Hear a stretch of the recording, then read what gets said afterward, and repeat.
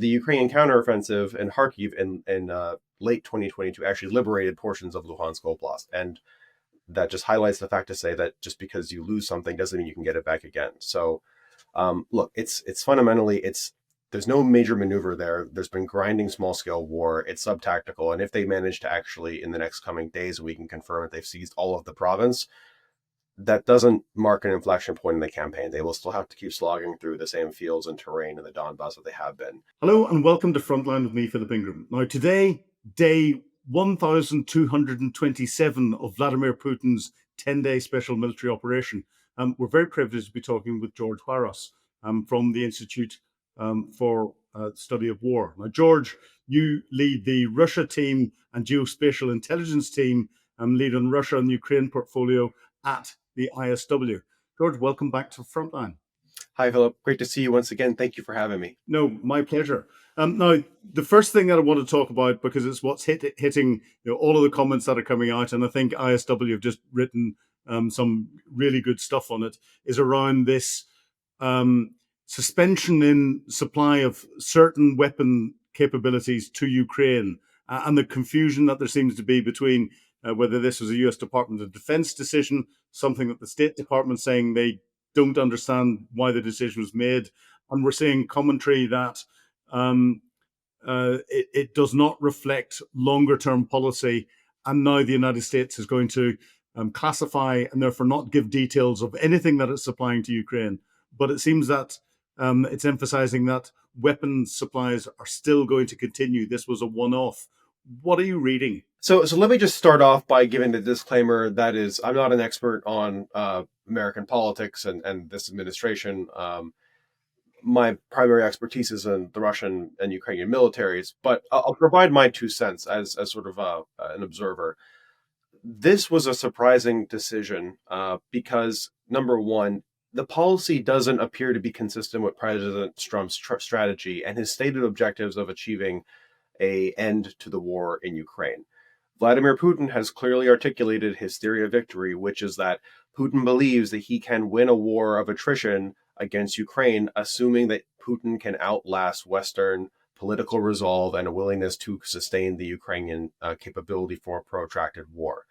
And therefore, any sort of decision to reduce Ukraine's capabilities to sustain the defense actually embolden Putin and do not persuade him to reevaluate his theory of victory, to compel him away from the battlefield and towards the negotiating table. We also know that President Trump, of course, has undertaken significant efforts and spent a lot of political capital to sign the minerals deal, the purpose of which is to create a ledger into which the Ukrainians can then start financing debt for military sales, so that American weapons could keep flowing to Ukraine, not under the rubric of free military aid, but as foreign military sales, which would then be recompensated at a future place and time through joint American and Ukrainian mineral extraction. So to have this announcement of suspension, it was, number one, a surprise because it doesn't support those objectives. And then, of course, there's the deluge of reports about how it seems that this decision was really a fast one that was pulled within the Department of Defense. It's not clear that it went through all the normal channels. And so I remain optimistic or cautiously optimistic that this can be reversed and the restoration of aid or military sales to Ukraine can resume, and we can get Putin off of the war path and onto the negotiating path. But that presupposes significant weapons continue going to Ukraine. Well, you're putting off the war path and onto the negotiating path.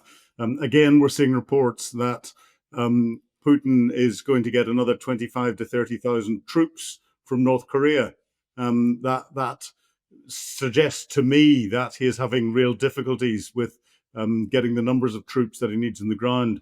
But it's also further internationalizing the support that he's getting, not just with the military materiel that he's getting from North Korea, the technology he's getting from China, the technology transfer military material from Iran, but now to have foreign troops that beforehand he's only used in the Kursk region, maybe now he's going to start to use them in Ukraine. Is this a game changer? So we here's the evidence. We have South Korean intelligence reporters talking to Reuters saying that they have indications that the North Koreans might be preparing to send that number of North Korean troops into Ukraine. potentially to support operations this summer. Beyond that, we've not collected any other evidence. It doesn't mean that it's not going to happen, but for now, it remains to be a single source story. And we're watching the situation very closely. Um, Look, if North Koreans enter the war, well, they already have entered the war, so I'm not going to presuppose that. But if the North Koreans commit to fighting in a new area of operations in the theater and then transgress the international boundary and go into Ukraine, that would be a major escalation of the war. It was already a major escalation when the Russians brought in the North Koreans in the first place in late 2024, and we basically did nothing about it. Um, uh, Now, I think this highlights that the Russians cannot win this war without their external partners. If it were not for the North Koreans, it's not clear to me that the Russians would have necessarily retaken Kursk as quickly. If it was not for the Iranian technology transfer, as you noted, the Russians would not be able to shoot hundreds of Shahed drones all against Ukraine on a nearly nightly basis now. And look, the Russians do have challenges with their own force generation. The Russians had a federal budget for military recruitment. We've talked about it before on this show about how the Russians spend a tremendous amount of money to actually buy volunteers to go fight in Ukraine. And they blew through their entire 2025 federal budget for recruitment in the first quarter of 2025, necessitating the creation of a new budget. And so these North Korean forces and these other external enablers are key for Russia's war effort. And if neither Russia nor Ukraine can win this war without external support. So the idea that the Russians can leverage foreign support, but the Ukrainians, we're not, the collective West is unable to support the Ukrainians, is just that's a true assertion that both are dependent, but we should actually help the Ukrainians because our adversaries are certainly helping the Russians. Well, the North Korean support so far, we know of the ammunition, and I've seen pictures of North Korean artillery pieces and rockets, both ballistic missiles and artillery rockets that they've got. It seems to be increasing support. Mind you, as a former military officer, there's no way would I want to stand beside an artillery tube with North Korean shell in it and have a lanyard any shorter than about a kilometer whenever you pull it, because I'd be surprised where it goes off. But Russia seems to be making lots of claims that around the successes that they're having on the battlefield. It's claimed that's got a full capture of the Luhansk oblast, and to Russia that's a symbolic and a change in almost a strategic objective from Putin. Based on your team's analysis, what is the current status of Russian control in the region, and how is this proclaimed victory is setting a stage for the next phase of their offensive into Donetsk, and particularly towards the cities of Kramatorsk and Sloviansk? Yeah, absolutely. So we update the control terrain assessment every single day. We've not yet completed our July 3rd control terrain assessment, but as of our latest data from July 2nd, we have not yet confirmed that the Russians have seized all of Luhansk Oblast. And in fact, there are very many Russian military bloggers, many of whom are military reporters that are embedded within Russian military units, that are saying that actually, in fact, there are still a few gray areas. They've not yet seized a village or two in the periphery. But honestly, this is not a very interesting distinction, I would say. This is fundamentally tactical or sub-tactical activity. The Russians have occupied close to 99% of Luhansk Oblast for, the better half of the last year and a half or so. The Russians actually did already seize Luhansk Oblast back in 2022. This would be the second Russian seizure of Luhansk Oblast. This was incorrectly framed by some pundits as the Russians have seized Luhansk for the first time. That's actually not true. The Ukrainian counteroffensive in Kharkiv in late 2022 actually liberated portions of Luhansk Oblast. And that just highlights the fact to say that just because you lose something doesn't mean you can get it back again. So, look, it's fundamentally, there's no major maneuver there. There's been grinding small-scale war. It's sub-tactical. And if they manage to actually, in the next coming days, we can confirm that they've seized all of the province, that doesn't mark an inflection point in the campaign. They will still have to keep slogging through the same fields and terrain in the Donbass that they have been. With regards to these other operationally and tactically significant cities you mentioned, like Kramatorsk, Sloviansk, and Drushkivka, the sort of the fortress belt of cities in northern Donetsk Oblast, the Russians at this time are still impaled on the first of those cities, at part of that, what we call the fortress belt chain. That is Konstantinivka. The Russians are currently trying to finalize the seizure of the town of Chasiv Yar and the town of Toretsk. which are within 5 kilometers of Konstantinivka. And the Russian summer offensive appears to be prioritizing operations in this direction. The Russians redeployed 2 divisions that were previously operating near Pokrovsk earlier in the fall of last year towards the Tourette's direction in the spring, which is a very strong indicator for the Russian prioritization for the summer offensive. I expect them to continue making tactical gains. They move at the rate of several hundred meters per day, certainly not kilometers. And so I expect by the time, if we were to do another interview in, say, early August, the Russians may be closer to Konstantinivka and perhaps maybe even on its outskirts. But they certainly will not seize the city. And we forecast that it will be a multi-month prolonged campaign to seize that city, just as similar campaigns for the seizure of Bakhmut or Mariupol were. Well, I think the Russians would have liked to seize Bakhmut in a few months. It took them a lot longer. But so it's clear that the Russians are using what they're calling successes from an information perspective to try and suggest that they're doing better than they actually are.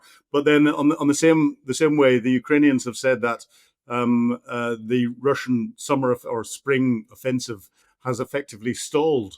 Are the Ukrainians right? Has it stalled? Are the Russians having real difficulties, or is this just ignoring the sort of the very low level, low tactical gains that Russia's making, and signposting the fact that they're not going to make any large gains over the summer months? Yeah, Russia's summer offensive so far has been very underwhelming. The summer offensive is underway. It has been underway for a number of weeks, but there's been no decisive breakthroughs. The prospect for a Russian operational level breakthrough is very, very small.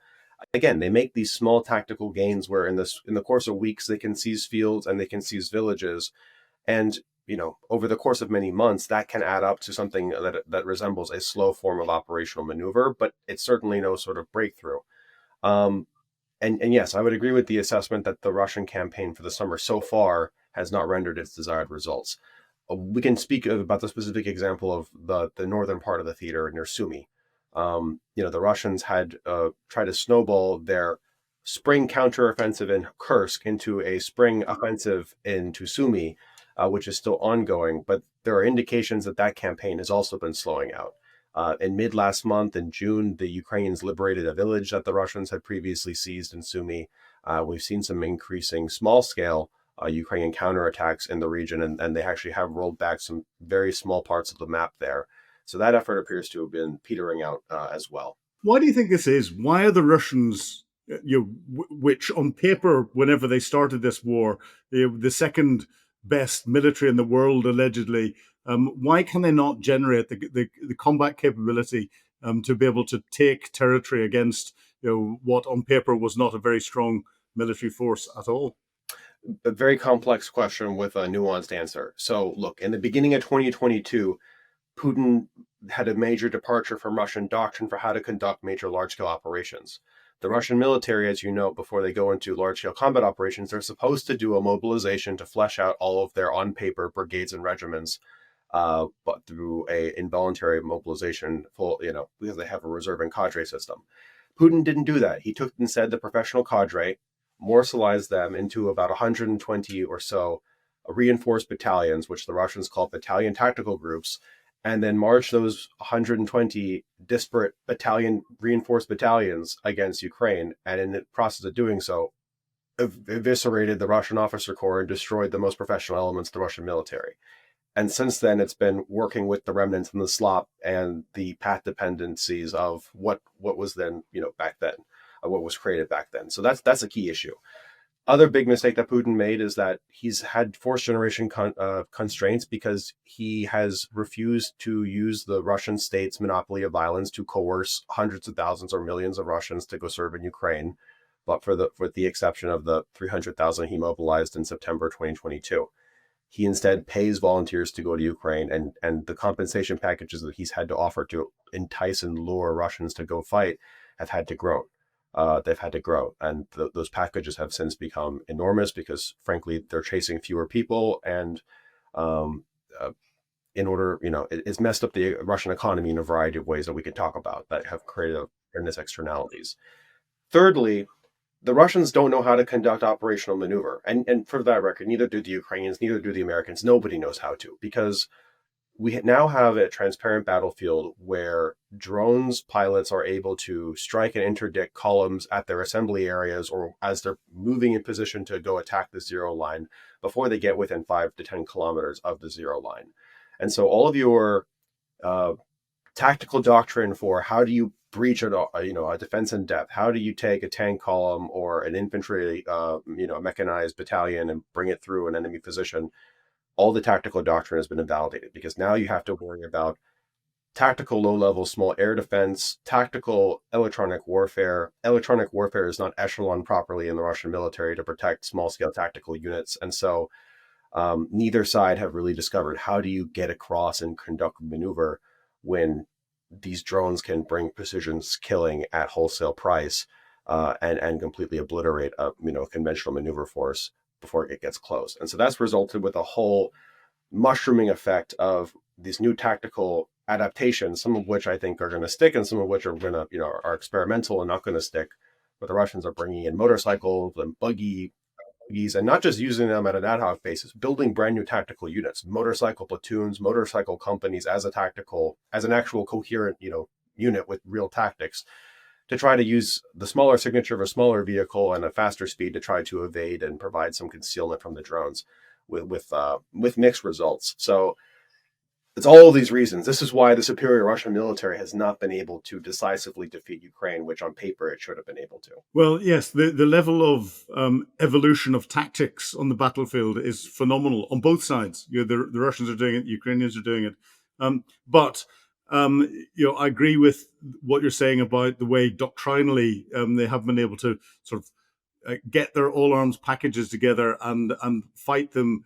In the sorts of packages that you want to do to have an effect on the tactical battlefield. But the one thing that seems to be having an effect is that the Ukrainian long-range drone attacks that are going in. Are we seeing operational maneuver happening over a much wider area? And these, in traditional terms, you'd say these were operational level attacks that the Ukrainians are putting in to impact Russia's ability to continue to sustain the tactical operations on the front line. If they can't get the right kit down and they can't get the ammunition down, they can't get everything else down, the poor officer corps, the detritus that's left, the lack of experience that's there finds it even more difficult to fight, and hence why the casualties are so high. Do you think war is changing so that we're going to have to see much more of this operational level maneuver that these Ukrainian long-range strike drones are having an effect on Russia's ability to continue to sustain their military operations? If I understand the question correctly, yes, we are going to have to, through brute force, learn how to restore operational maneuver to the battlefield. We are in a World War I Western Front-esque situation where new tactics and new technologies have deprived operational maneuver from the battlefield, and commanders are now trying through brute force just how to restore it. And the story of the Western Front was for 2 or 3 years, from roughly 1915 to early 1918. There were hundreds of thousands of young men that were killed trying to implement tactical innovations to how to move forward. There's a little bit of a popular history that the generals really sent waves and waves of men without trying anything new. Each one of those attacks had a new concept, a new tactic that they were experimenting with to try to restore maneuver. And everyone forgets that in World War I, it ended with maneuver. The Allies discovered how to restore maneuver to the battlefield, and that's why you got the conditional surrender of the Axis powers.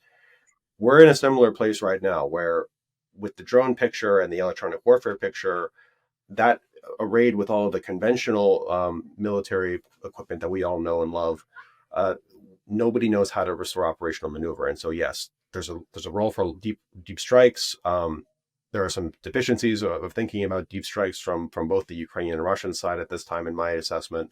But all these things have to come together, and I am convinced that one side will figure it out sooner or later, and I hope that the Ukrainians will figure it out first. Yeah, well, it's interesting. President Zelensky turned around and talked about targeting Russian military infrastructure inside Russia itself, and said, we target military infrastructure, we don't target civilian infrastructure. The Russian response to what's going on seems to be an increasing amount of targeting against Ukrainian civilian infrastructure and trying to break the will of the Ukrainian people, which is a typical Russian tactic in dealing with things.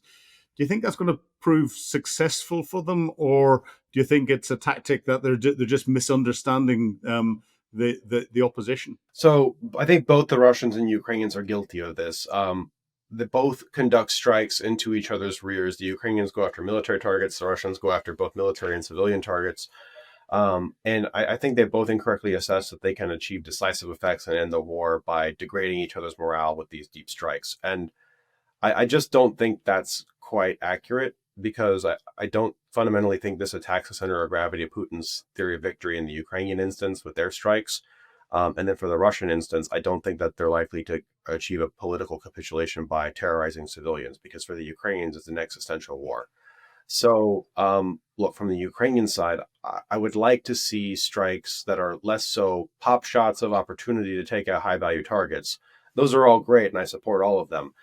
But I'm not seeing the connective tissue for how the strategic or deep operational strikes end up supporting the operational art to help maneuver, help restore campaigns, help restore maneuver, and achieve what we call battlefield area interdiction. Essentially, geographically isolating an exploitation and penetration sector of the line to ensure that nothing gets in, nothing gets out. The supplies that were supposed to get there are denied because you took out the key logistical junctions that they were supposed to transit through, and et cetera. And I'd like to see some of that higher level operational thinking from the Ukrainian side, but so far it just seems to be these spectacular and beautiful shots, but that certainly have an effect, but that are not yet adequately integrated into these more comprehensive campaigns. Now, you talk about Ukraine. What are you saying of Ukraine's adaptation of its defensive strategies in the face of the large scale Russian attacks, or the waves of human beings coming into the meat grinder almost? Are there any lessons that they're pulling out that we should be noting in the West, or is it just needs must at the moment on as you say, a First World War type battlefield, but over a much wider area because of where drones are being used as what were direct fire weapons ranges in the past? Yeah, Ukraine is the key war that is going to define the character of warfare moving forward. Of course, no war is exactly like the same, but some wars are transformative for the nature and character of war. The analogy that we like to use here at the Institute is the current war of Ukraine is to like the next global war as the Spanish Civil War was to the Second World War. And those of you who appreciate military history can understand some of the nuances and concepts and themes within that analogy. What we've learned is that, look, the Western defense industrial base, including that of behemoth the United States, is not prepared to sustain the tempo of large-scale war. I mean, we are bust for Patriot interceptors between supporting Israel and Ukraine, let alone defending American troops at scale in a peer or near peer fight. So that's a major red flag. In 2022, the United States and the European Union and NATO, we were bust for 155 millimeter shells, simply just supporting what the Ukrainians need every day, let alone for our own defense. And so there are huge implications for resourcing and defense spending, strategic investment levels, and then at the tactical level of warfare, the U.S. Army has recently tried to implement a new provision where they will now give every American infantry division 1,000 drones, which is great. But the Ukrainians shoot something on the order of 20 to 25,000 drones a day in their war against Russia.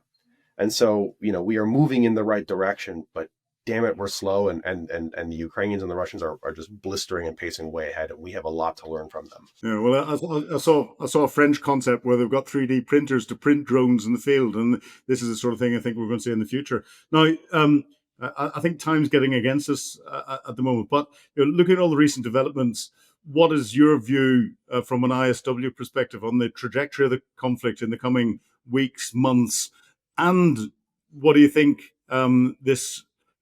where do you think the world is going with the three major conflicts that we've got either in course or brewing potentially? I put Southeast Asia as a potential brewing conflict. We're not going to get a ceasefire into this war in 2025. That much is clear. It's our assessment that this war is going to likely go on for many, many more months. My personal assessment is that this will probably be at least another 2 years of conventional warfighting. We have done nothing to try to persuade Putin to stop trying to achieve tactical gains on the battlefield, and he's incentivized to keep going, and play a game of chicken with us.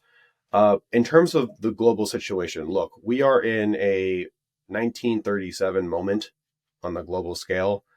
Our adversaries are teeming at the door. They sense blood in the water. They sense opportunity. War is a tragic and an inevitable part of the human experience. We are overdue for another big global large war. Really, the period of 80 years of relative stability and global peace that we had since 1945 to present has been an anomaly in the human experience, and we need to prepare for the worst case scenarios moving into the future. Well, George, in We Need to Prepare, I think that is a good place to stop. You've also given me the food for being able to call you back again and get your analysis. Thank you very much indeed for talking to me today on Times Radio Frontline. Thank you very much for having me, Philip. Always a pleasure. You've been watching Frontline with me, Philip Ingram. If you'd like access to exclusive content, please subscribe to Times Radio membership and watch us on YouTube. But you can now get us as a podcast wherever you get your podcasts from. And don't forget, you can also listen to Times Radio for the latest updates on global affairs and read about them at thetimes.com. Thank you.